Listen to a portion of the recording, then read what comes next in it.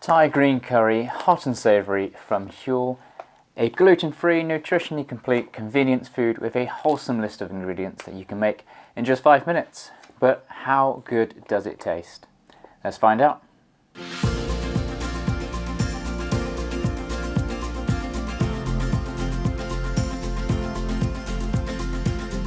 Hello and welcome back to The Vegan Runner. So today we're taking a closer look at one of Huel's newest products in their hot and savoury range, the Thai Green Curry. Before we tuck in, this product was sent to me for review by Huel, but they're not paying me to make the review, and as always I'll endeavour to give you a full and honest opinion, going over the good and not so good in full detail. So with that out of the way, let's go. So Huel claims their hot and savoury range is a delicious, nutritionally complete vegan meal packed with rice, quinoa, vegetables, herbs and spices. Ready in under 5 minutes, Huel Hot and Savoury contains a balance of carbs, proteins, fats, fibre and all 26 essential vitamins and minerals. Sounds pretty good, right? I've been using the original powdered version of Huel for almost 4 years. For those that aren't familiar, Huel Powder is a nutritionally complete meal replacement that can be mixed with water, plant milk, or pretty much anything you want to really to make a wholesome milkshake-like drink. I really enjoy it, and if you want to find out how that helped my running and weight loss journey, check out the video I made about a year ago, and I'll put it up here somewhere. Huel has now expanded their meal replacement range to include bars, protein powders, and now we've got this hot meal savoury option. I recently tried and reviewed the mac and cheese variety from the same hot and savoury line, and it was delicious. It was one of the best mac and cheese dishes I've had over the years since becoming a vegan, and it was difficult to find any faults with it really. So opening up the bag of Thai Green Curry, I was expecting big things from it. Generally, Thai Green Curry is one of my favourite dishes. Well over a decade ago, I think one of my favourite kind of convenience foods used to be the Thai Green Curry veg pot from Innocent, you know, the brand that does the smoothies. I'm not sure that they do these anymore, but they used to do these little Thai Green Curry pops. You pop them into the microwave for a couple of minutes and you had a really good fresh meal. So I love Thai Green Curries, and like generally, and my wife is a bit of a superstar in the kitchen, and every week she makes a curry from scratch. So it's fair to say going into this review, my experience of similar foods and high quality curries is pretty extensive, and I'm always willing to carry on that research in the name of science. So each bag contains 7 mils or 14 scoops of Huel Thai Green Curry, and a typical order of 3 bags will set you back around £2.35 a meal, which sounds pretty expensive to me. So again, I did a little bit of research, and according to a survey of British workers in 2018, the average amount spent on lunch was around £6, with those in bigger cities spending as much as £15 on lunch a day. So in comparison to those numbers, Huel comes off pretty favourably. And if you take into account that it's nutritionally complete, that you're getting way more versus something like, you know, a typical lunch of a sandwich and a bag of crisps or something like that, you're getting quite a good deal. But if you're like me, and I might be generalizing here, but most vegans I've met have been pretty thrifty sorts and know how to make their money stretch and create nutritious, tasty and cheap food. So I reckon £2.35 is a bit on the pricey side if, you know, you're making things from scratch at home. But if you're used to buying your lunches somewhere, then £2.35 is pretty decent. Obviously, you're paying for the convenience of a nutritionally complete meal that you can have on the go, that you can have pretty much anywhere. So that convenience factor is worth factoring into the cost. Something that's kept me using the powdered Huel for years is just how easy and convenient it is to make. So you throw a couple of scoops into water, shake it and you're good to go, which is perfect for a working lunch or instant nutrition after a workout. So with a new product from Huel, I'm expecting the same kind of thing, the same kind of convenience. So how easy is the new Huel Hot and Savoury to make? Well, first up, you just have to shake up the bag to make sure everything is well mixed. Then put 2 level scoops into the bottom of the Huel pot, which I believe comes free with your first order, and a t-shirt and some scoops and things like that. Then fill the pot to the line with boiling water and mix well with a fork. This step is really important. If you don't mix it well, you're going to get a lot of dry mix stuck at the bottom, so give it a really good stir. At this point you can hear the Huel gently fizzing as it rehydrates, and after about 30 seconds of stirring you'll start to feel and see the mixture thicken up, and then you need to put the lid on the pot for about 5 minutes and let it do its thing. Now if you take a really close look at the instructions here, Huel strongly recommends that you use the next 5 minutes to click the like and subscribe buttons on your favourite Vegan Runner YouTube channel, where you can watch weekly videos on all things vegan and running. So it does take a little longer to prepare than the original Huel powder, but in terms of meal prep, it's pretty faff free and it's no more hassle really than warming up a soup or something similar for lunch. The pot's pretty handy too, it's easy enough to eat from. You can portion out the powder really easy, seal it all up, and then take it out at lunchtime and throw some hot water in, and you're ready to go. The nice thing about the pot as well is that it's pretty easy to clean. That's one sort of tip that I have for you, is to once you've finished, give it a good rinse straight away, because if you don't, it's a bit of a nightmare to clean afterwards, as the Huel kind of powder kind of sticks a little bit like cement to the outside of the pot. Once those 5 minutes are up, you're ready to get stuck in, and we'll start with how the food looks. And as the old sort of saying goes, most people eat with their eyes, and to be honest, it's a good thing that this is in a dark pot most of the time, because it kind of looks a little bit like something my cat might make if it has an upset stomach.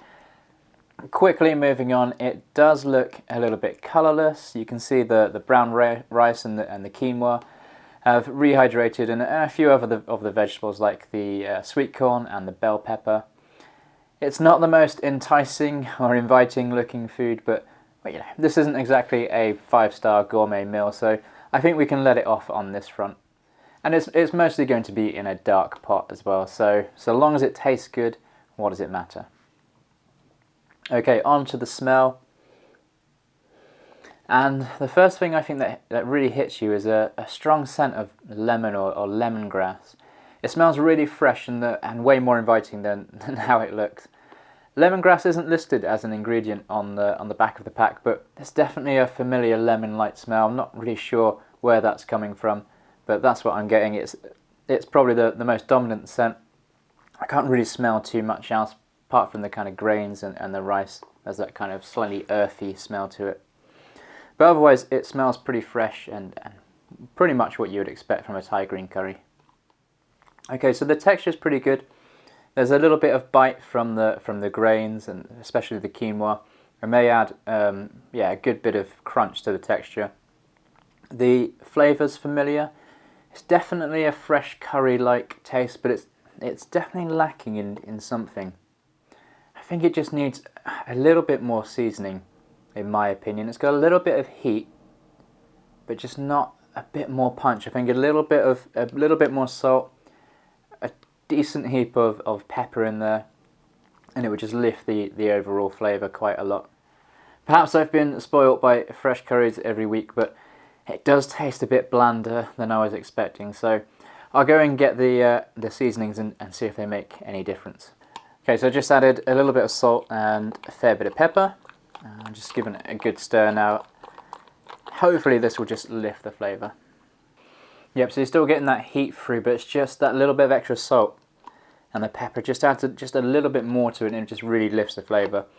It's a lot better now, so that's a quick and easy fix, which has led me to kind of wonder what else you could put in this to play about with the flavours a little bit. I don't know, maybe some hot sauce, or give it, just to give it a bit more heat. I don't know, what else could you throw in it? Just let me know down in the comments below. So the convenience is good, looks could be a little bit better, smell is pretty much spot on, the texture is good, and the flavour is improved with a little bit of salt and just a touch more pepper. And there's plenty of room for customization in there as well, so if you've got a bit more time on your hands, you could turn this into a fairly interesting meal that would be quick and easy to make. And I think we're living in a really interesting time at the moment with vegan convenience foods that are just popping up faster than ever, really. But by definition, a lot of these foods are, I guess, what you would call ultra-processed foods.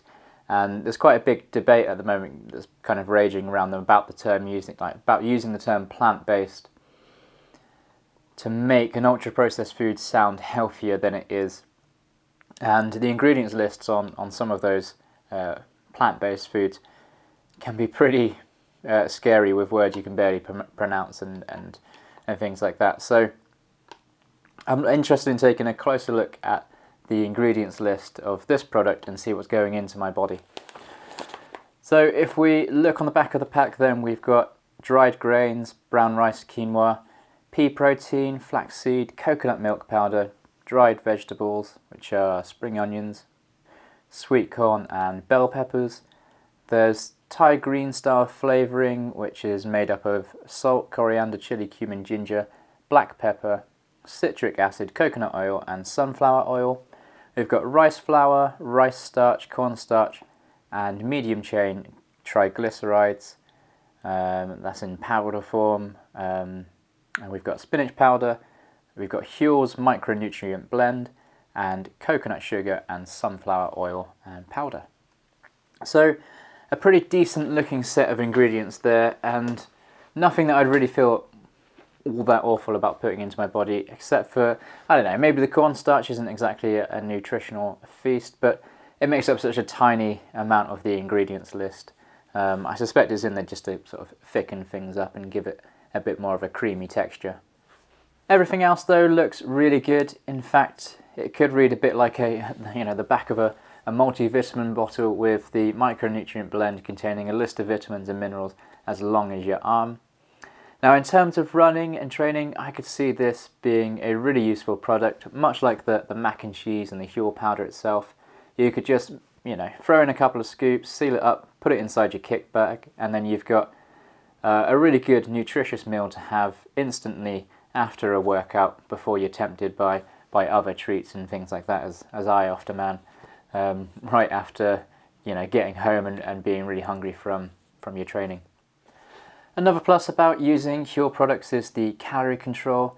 There's 400 calories in each portion, so long as you're measuring the scoops out as a level scoop, you can be pretty certain that you're getting about 400 calories there, which is a nice round number to deal with as well. So if you're on a calorie controlled diet, Huel's going to be a lifesaver for you, as it was for me a few years ago when I was trying to lose weight.